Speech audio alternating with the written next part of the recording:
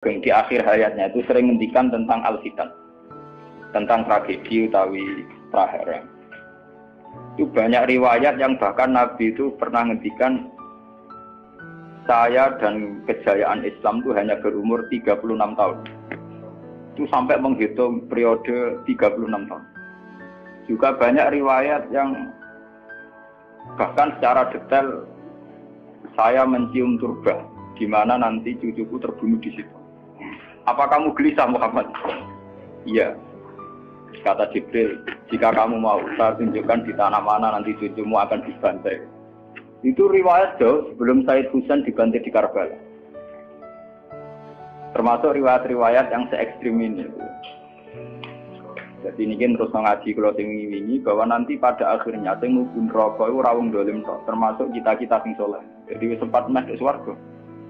Wong pontok Khaudun Nabi berarti mendekati apa? Swarga. Bahkan bagian riwayat Khaudun Nabi itu fi jannah. Makanya kalau ini cerita, ini amun salah paham tuh. Orang Khawarij itu soleh-soleh wong. Justru karena kesalehannya itu melahirkan tragedi dalam Islam. Karena solehnya itu kemudian mengharamkan barang yang mubah, mewajibkan barang yang sebetulnya hanya sunnah. Penyakit wong soleh mesti begitu. Ane jajal awet ke itikaf ning masjid seminggu, soleh seminggu. Enggak metu perpal perempuan, enggak menjagongan ning omah. Ora eling pengen. Padahal eling pangeran iso ning omah iso ninggalan. Cuma dekne selerane kan ilinge ning masjid. Wong itikaf seminggu kok gegere Kak. Enggak kan. Enggak kowe seneng pengajian ya ngono. Wong ini ora seneng ngaji sing teko kok wong limo. Gelem dijak apik ta ora? Padahal ning omah ngurmat anake ya apik. Paham ya? Neng pasar dagang rumah anak putu ya. Cuma APM kan kiai dari pelepak-pelepok di masjid. Tapi gara-gara pelepak-pelepok di masjid seminggu kira-kira tengah. Terus menfonis orang lain. Wah ada. Jadi sebentuk kesalehan itu pasti melahirkan tragedi. Itu tadi, kamu iktikaf di masjid seminggu saja. Kamu akan janggal sama orang-orang yang berkeliaran di jalan-jalan. Hanya kamu anggap tidak sebaik kamu. Apa ingat Tuhan kalau di jalan-jalan terus? Kamu nyai di satu daerah yang ngaji 10, 20. Nanti kamu kecewa. Orang sini gak seneng ngaji, gak seneng kebenaran, gak seneng kebaikan. Padahal orang yang di rumah mungkin ngerawat anaknya juga ibadah. Gitu guys. Ngerawat keluarganya juga ibadah. Hanya karena dia tidak ngaji sama kamu anggap tidak ibadah. Padahal di rumah juga ibadah dia. Nah ini orang Khawarij dengan background kayak itu paling mudah begitu. Sehingga orang-orang ini nanti ketika sudah sampai ke surga, kemudian ketemu Nabi, kata Nabi mau disampaikan ke Khaudun Nabi. Dia mau sampai ke telaga Nabi. Tapi pas mau sampai ke telaga, terus Nabi diingatkan oleh Allah, mereka tidak layak masuk surga. Innahum qad ahdatsu ba'dak. Mereka bikin bid'ah setelah kamu.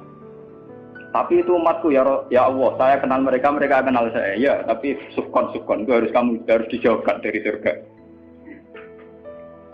Dan ini kalau cerita, kenapa kesalehan melahirkan tragedi? Ini kalau cerita.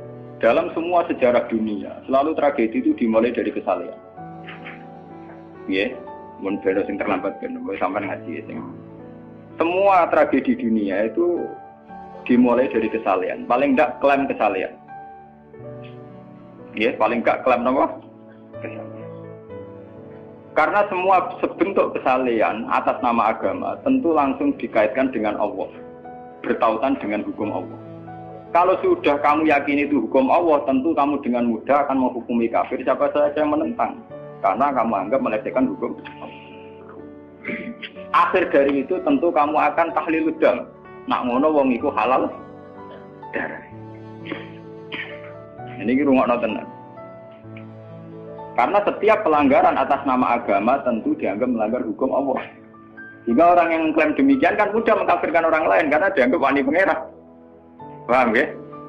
Nah, kalau sudah menvonis orang lain berani Tuhan, tentu darahnya dihalalkan. Kayak kasus kaum Khawarij. Sebetulnya saat Ali Muawiyah itu melakukan konflik atau terjadi konflik, saling bunuh, saling perang, kelompoknya Ali Muawiyah saling serang, itu kan tragedi duniawi biasa. Dalam hidup pasti ada gejolak, ada demonstrasi, ya, ada perebutan kekuasaan. Sebetulnya itu kan fenomena sosial biasa. Misalnya kiai drengki-drengkinan. Maksud kiai drengkinan mbek bakul bakso kan gak. Bakul bakso drengki-drengkinane mbek bakul. Orang malah mbek bakul es rukun. Ndak bisa kamu logika panas musuhnya adem, bakul bakso jejer bakul es rukun. Mergo bar mangan bakso tuku. Tapi bakul es padha ademe tukaran. Mergo saingan, iku nunjukno nek saingan sak jenis. Mulane kaya aku rada aman. Mergo sing nyaingi aku kudu alime sekali beraku aman. Paling wong saingi ade ku adir wis lho, Pak. Padha kelas-kelas ringan kan musuhe ge kelas. Ora nek nak ngalim tulisan kaliber. Dadi rapati de musuh. Akhirnya ngalime kaliber terus fasilitas biasa. Wong rapati nyucu, wong rapati hormati, wong ape drengki apaan? Wong kula yo mak turu temangsang ning kos drengkeni apa? Mun kula elmoni ya, dadi wong rapati drengki mun kula elmoni. Dadi ngalime kaliber fasilitas biasa. Wah aman. Kok kayak iki? Aman, itu istihad. Jadi untuk menjaga keamanan. Ngalime ra kaliber nek dadi wong nyucup wong dobar, mesti wong mencep. Alim sepi kok wong dobar wis gegere gak karuan. Niku termasuk strategi ngadepi napa prahara. Artinya sakit di ilmoni sebenarnya secara ijtihad itu bisa napa? Bisa jadi. Lalu kula biasa mama-mama teng kula mriko ngumbal we anak kula. Enggak, nggih biasa ana mobil direm, Gus, monggo bareng kula. Kak, lagi benefit. Kula betul mobil, nah ono omah muter pirang-pirang. Nah itu memang gitu ya, karena kita trauma dengan sejarah. Ketika Khawarij meyakini Ali melahirkan sulmatan fiddin, melahirkan pencitraan agama. Salmatan fiddin, sulmatan fiddin itu pencitraan agama. Muawiyah juga dituduh demikian, salmatan fiddin. Akhirnya orang Khawarij lewat kelompoknya itu ada sekelompok orang yang ditugasi membunuh Ali, ditugasi membunuh Muawiyah, dan ditugasi membunuh Amr bin As di Mesir. Semua tokoh-tokoh besar Islam itu melahirkan tragedi Islam, harus dibunuh semua. Itu yang keputusan gitu tuh lewat kesalehan. Mereka orang-orang soleh, orang-orang khusyuk, senang iktikaf, senang zikir. Dia punya keputusan sing lahirno tragedi dalam Islam. Makanya kamu jangan kaget, kenapa di Irak itu banyak perang saudara, di Mesir, di Sudan, di Khartoum, di Darfur, di Somalia. Itu kalau sudah perang berani mati, karena mereka mengatasnamakan agama. Nah, kalau agama berarti merasa dia punya titah Allah, titah Tuhan. Sehingga kelompok lain, ya orang Sunni, Bantai Syiah, si Ahmad itu biasa. Makanya kita disyukur, kalau bolak-balik ini, kita harus syukur sebagai bangsa Indonesia. Bangsa Indonesia di filosofi berdaluri, soalnya bergeremeng-geremeng ngelas yang berduri, orang terus ini itu syukur jadi wong Jawa. Cari rasa cocok, wis mau brudal, misalnya rasa-rasaran kiai beda partai yang mau brudal, bagus sekali. Karena ada sampai pembunuhan. Paling banter sing dikisi pelatihan ngirim tarmihim. Ayo tak pikir ramalan gini, tak pikir bodoh ramalan tindak, tak pikir. Ya paling misalnya mati dikijab yang ngeluh sidik-sidik orang anti mati. Paham? Semenjak itu tragedi itu tidak dimulai dibunuh non-muslim, tapi dibunuh orang Islam. Semenjak peristiwa Ali Muawiyah. Dulu Umar itu matinya masih keren. Umar itu dibunuh oleh seorang Yahudi, Abu Lulu, seorang Majusi, Abu Lulu al-Majusi. Era Utsman banyak riwayat mengatakan yang membunuh itu banyak yang tidak Islam.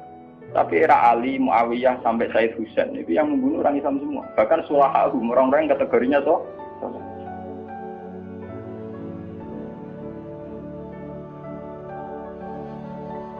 wong soleh macam payah. Mbak Madin gue kenal aku ngukumi wong murtad itu biasa. Karena daftar kemurtatan dalam kitab-kitab salaf itu terlalu banyak. Sama kalau ngaji Sulam Taufik, Sulam Safina itu betapa mudah orang-orang masuk kategori nomor murtad. Mohon teng pondok kula rata rego ajaran. Wah ana sing kiai tanglet kula, Gus yo mboten mlebokno ajaran iki pondok. Lagi bantah aku apa takok? Nak bantah, ya bantah-bantahan, nak takok tak jawab. Ini umum kula perhitung dong, itu memang resiko. Resiko ada takfir. Bukan kita yang salah, kita kalau tidak punya khazanah banyak itu resiko. Jadi kalau baca kitab gitu harus punya khazanah yang lain yang apa? Banyak. Sehingga tidak mudah mentakfirkan orang atau memurtadkan orang. Semenjak Ali Muawiyah tragedi, karena kelompok-kelompok soleh itu menvonis Ali itu murtad atau Muawiyah itu murtad, kemudian diteruskan, kalau gitu halal darahnya, akhirnya dibunuh. Ali ya dibunuh, Muawiyah ya seringkali mengalami percobaan dibunuh. Jadi kalau kan ada cerita tengah sini, jadi Ali hasil dibunuh, yang Muawiyah sebetulnya subuh itu juga dibunuh, tapi pas itu Muawiyah meriang, yang imami itu wakilnya, sehingga yang dibunuh wakil. Mulane kalau boleh baca cerita, ning tinggon nek wong kesolen mesti pintu-pintu. Wong kuwaris sih pintu-pintu. Wong ngongkon killer, ngongkon pembunuh bayaran kok tarife ngene to. Lah Muawiyah ku sapa? Pokoke sing imami subuh.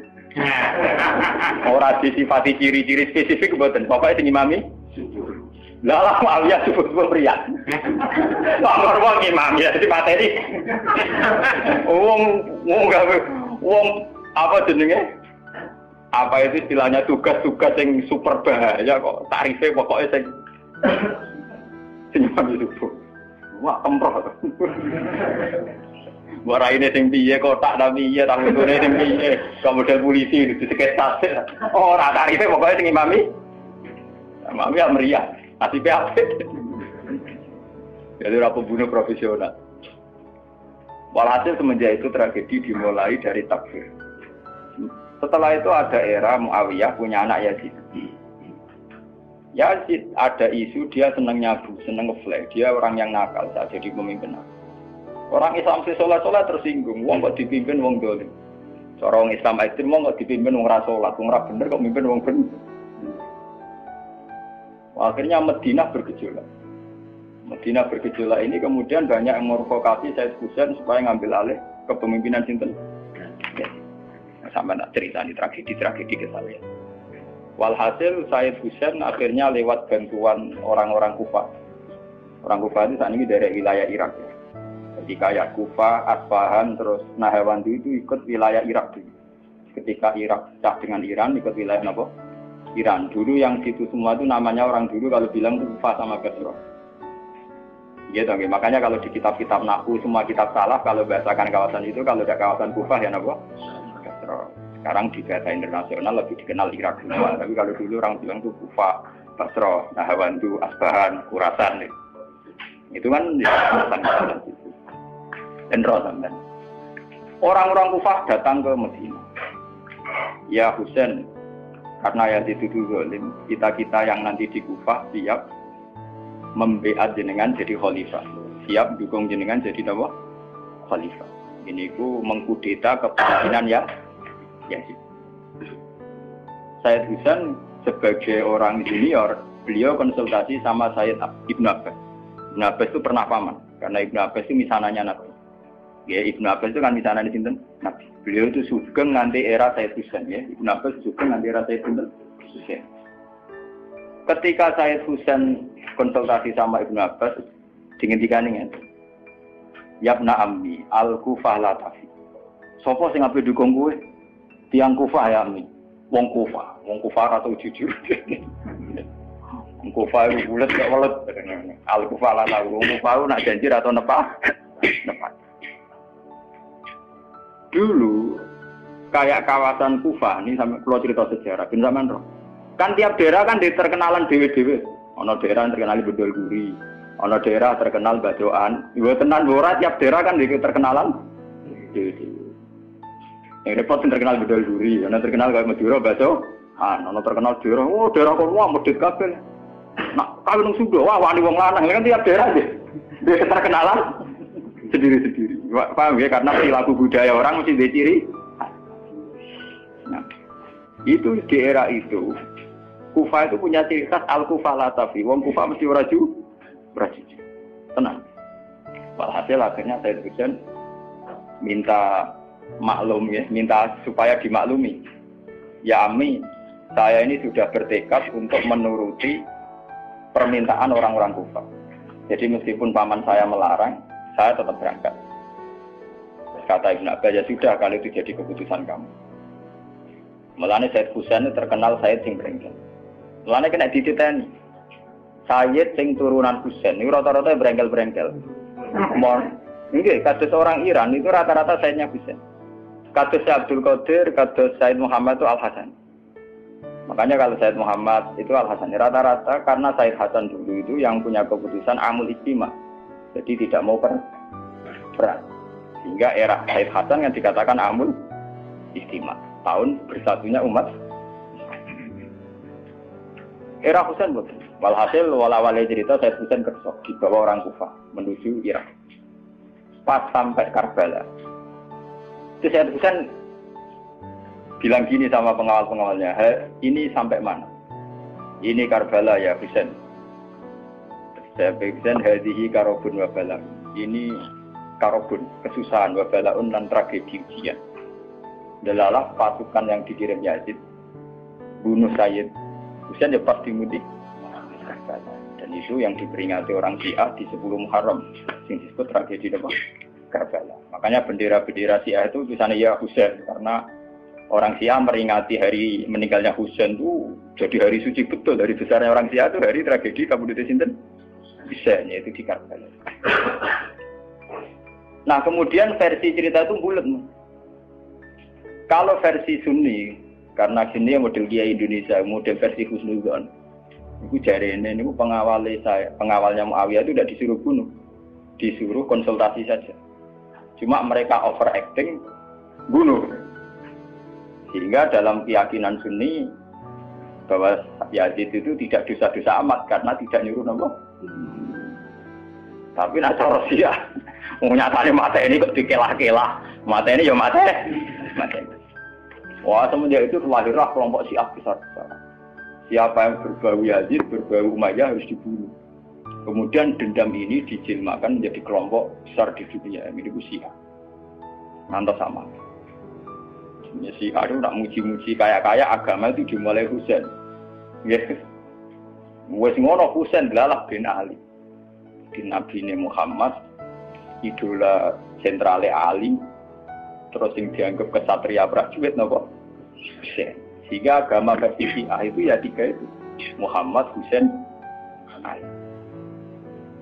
Karena referensi agama Syiah itu hanya ini, Ali zaman sugengnya Nabi ya terkenal pahlawan perang, terkenal kesatria perang. Husain ya kesatria perang. Sehingga orang Syiah tidak punya rujukan kecuali sejarah kesatriaan. Ngadepi Musa wani mati, kata Iran saat ini Ahmad bin Najib, itu orang Iran perasaannya begitu, ngadepi Musa mati, wani mati. Beda perasaannya ahli sunnah, karena ahli sunnah idola no sahabat sing kuno ya idola, sing ora jelas ya napa idola. Wah akhirnya sahabat macam-macam, misalnya madung idola no sahabat topo sing nak ono perang mirip. Terus Mustafa idola no topo sing ora jelas, penting itikaf.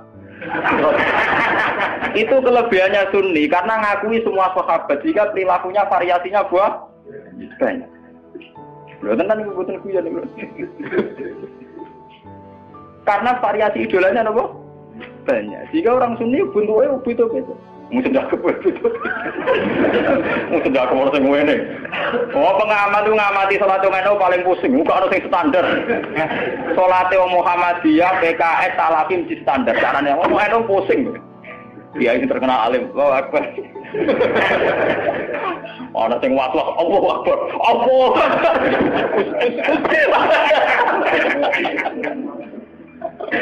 Oh, sedekah kok ono sing ngene. Ono sing ngene, ono sing santai. Ono sing labine ngancing nono selik.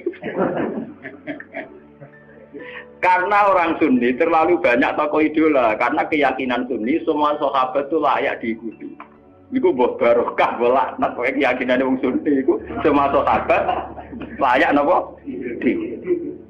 Sahabat macam-macam. Akhirnya wong Sunni macam-macam. Itu beda dengan Syiah. Sentral sejarahnya di Husain. Husain sebagai martel perang atau kesatria perang. Ali terkenal Al-Qarrar, orang yang reputasinya juga tentang apa? Jika dalam terminologi Syiah itu tidak ada istilah bil hikmati wal mau'izatil hasanah, sing sabar ngadepi Musa sing santun ora mahal tuh, Jawa niku mboten mahal. Paham ya? Benar-benar ngerti kenapa sih acara berpikir demi nak Sunni mboten. Mau kiai iku dhisik ning daerah Abangan. Mujite sik letong ora malas. Malah dungo. Wah cerita seputar rawani tok. Seputar sabar, seputar kawan. Jarang kok Kiai Sundi wani jotosan. Jadi sejarah. Dengan sabar. Sehingga dalam tradisi Sunni itu tidak ada revolusi. Sampai sekarang. Beda dengan di Syiah. Libanon pengikut Syiah, Syria ya Syiah. Iran juga Syiah. Meskipun Syiah sendiri punya variasi, Syiah Imamiyah, Syiah Ismailiyah, Zaidiyah, dan sebagainya. Tapi trennya sama, tetap menjadikan Sayyid Husain sebagai sentral. Emang langsung TV kan nonton benderanya Syiah tulisannya apa? Ya apa? Ya Husain. Nah sampai idola kan buatan Husain. Idola Hasan. Sayyid Hasan itu rasa seneng perang. Tapi semua ya kok. Jadi ya Pak Kiai Jawa perang barang. Gerwapan titik, napa poli? Ya, jadi sejarah berulang. Ya apa-apa. Jadi perang repot. Mau yang mirip perang. Itu cerita. Bon akhirnya setelah era Yazid, kemudian ada dinasti-dinasti. Kemudian era Yazid karena bin Muawiyah disebut dinasti Umayyah. Orang-orang penggemar Husain karena Husain itu mendiriati Rasul melahirkan dinasti. Jadi disebut dinasti Fatimiyah. Sebenarnya dinasti Fatimiyah itu bukan dinasti turunan Husain, karena saking cintanya ke Husain mengatasnamakan dinasti apa? Perang. Hasil wala-wali zaman nanti dinasti Fatimiyah itu kuasa. Ketika kuasa sempat bikin Al-Azhar. Jadi Al-Azhar dulu itu barokahnya dinasti Fatimiyah. Al-Azhar itu dari kata Fatimah Zahra. Af'al tafdilnya Zahra itu Al-Azhar. Kayak Hasna. Kalau mau anak kan Hasna. Kalau bahasa Arab untuk af'al tafdil Al-Ahsan. Jadi kalau Zahra berarti menjadi Azhar. Itu karena bahasa saja. Kayak Hasna mu'annas. Kalau Ahsan untuk af'al tafdilnya. Jadi kalau Zahra jadi apa? Azhar. Jadi dari kata Fatimah Zahra. Ya sudah begitu. Artinya semenjak tragedi Ali Muawiyah itu kemudian orang Islam itu sudah perang terus sama Islam terus. Ya, dinasti Umayyah, digusur, Abbasiyah, Fatimiyah terus. Sampai terakhir di Seljuk kayak zaman era Baruddin Leng, Timur Leng dan sebagainya. Kemudian agak bersatu saat terjadi perang salib, yaitu disatukan oleh kepentingan melawan Pangeran Philip dari Prancis di saat menyerang Jepang. Itu ada perang salib satu yang dipimpin Salahuddin Alayhi. Itu mendingan karena ada musuh. Nah, kadang musuh itu dibutuhkan oleh dari Sayyidina Imam Syafi'i kan. Musuh yang berpikir lebih apik dibanding konco. Kok konco kan orang musuh tukaran musuh itu kancane dhewe. Mana sajane partai-partai Islam kudu dhewe musuh bersama. Malah sebagai partai-partai dhewe Islam kalah. Jadi musuh. Di Indonesia dijajah Belanda ya sepakat. Pokoknya penting Belanda dulu deh. Beda agama, beda partai musuh Belanda. Jadi orang Belanda, orang Jepang, ya Rusia. Itu sejarah. Mulai dulu trennya sejarah begitu. Dan semenjak itu sudah disebut fitnah. Kalau sudah fitnah itu latusi dan ladina bilamu minkum. Yang kena tidak yang salah saja, yang soleh juga kena. Kalau fitnah itu sudah kena, sudah jatuh, pasti yang kena semua. Yang soleh juga ikut. Akhirnya orang-orang soleh itu banyak yang meninggal.